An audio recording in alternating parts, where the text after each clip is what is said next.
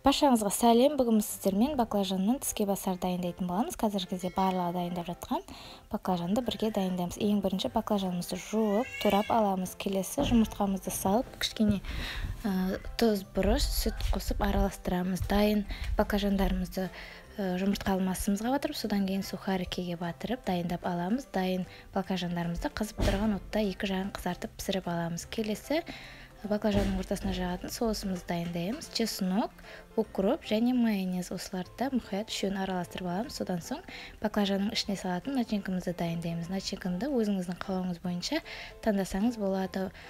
Менде огурцы мен болгарский перец, сізге помидор немесе тағы басқа тағамдарды, өзіңіздің ұнаған тағамдарды қолдансаңыз болады. Мінекей осылайша соусымызды баклажанға жағып, осылай огурцемізбен перецімізді салып, орап, рулетик етіп орап қоямыз. Мінекей осылайша біздің дәмді баклажандарымыз дайын болады. Осылай да өте дәмді болып шығады екен. Міндетті түрде жасап көріңіз, сізге сөзсіз ұнайды. Егер де менің видеом сізге ұнаған болса, лайк басып арнама тіркелуді ұмытпаңыз. Рахмет көп-көп.